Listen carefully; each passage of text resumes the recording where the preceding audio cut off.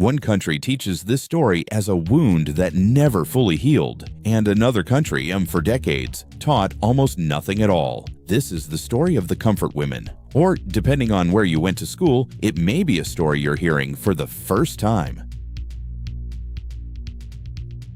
Between 1932 and 1945, the Imperial Japanese military established a system historians call comfort stations, military-run facilities where women were coerced into providing sexual services to soldiers. The stations stretched across occupied Asia, Korea, China, the Philippines, Indonesia, Taiwan, the Dutch East Indies, Burma, and beyond. The number of women affected remains disputed. Estimates range from 50,000 to as many as 400,000, with the majority being Korean. Most were young, many were teenagers, some were deceived, promised factory work or nursing positions. Others were taken by force. Every Wednesday at noon, survivors known as the grandmothers gathered in front of the Japanese embassy in Seoul, one of the longest-running regular protests in modern history. They didn't want money, they wanted one thing: recognition.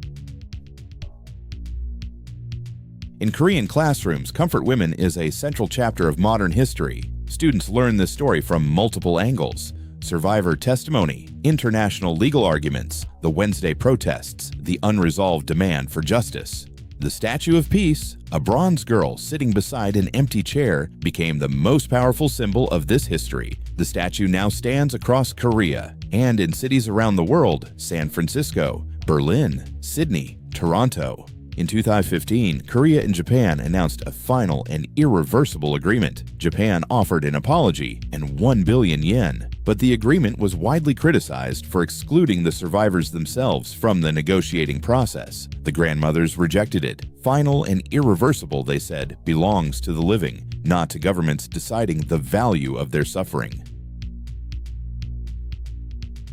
In Japanese classrooms, this story was, for decades, largely absent. For years, Japanese history textbooks included almost nothing about the comfort women system. The topic was minimized or omitted entirely. By the late 1990s, most major Japanese textbooks included a brief mention. This was seen as progress. Then, those mentions began to disappear. Under political pressure from nationalist groups, publishers quietly removed the content, one edition at a time. By the 2010s, the topic had largely vanished from standard Japanese school curriculum. How much does the average Japanese person know about this history? For many, especially younger generations, the honest answer is very little. Not because they don't care, because they were never shown.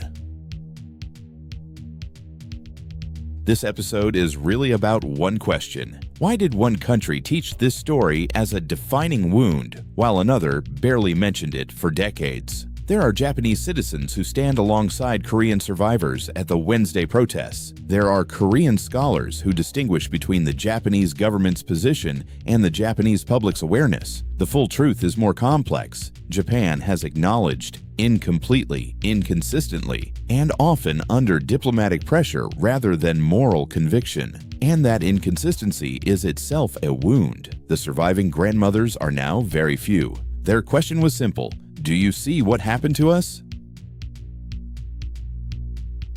This episode cannot resolve what decades of diplomacy have not, but it can offer this. If you are Korean, your anger is legitimate, and it may be worth asking whether that anger sometimes makes it harder to reach the Japanese people who genuinely don't know. If you are Japanese, not knowing does not mean you have no responsibility to learn, and if you are neither, this is still your history. Comfort Women is not only Korea's story, it is a human story about what happens when power exists without accountability, about what survivors need to heal, about what nations owe the people they have harmed. Next time on Unlearn China and Japan, and a number the two countries have never agreed on: the Nanjing massacre, how many died, and why that question is still a battlefield.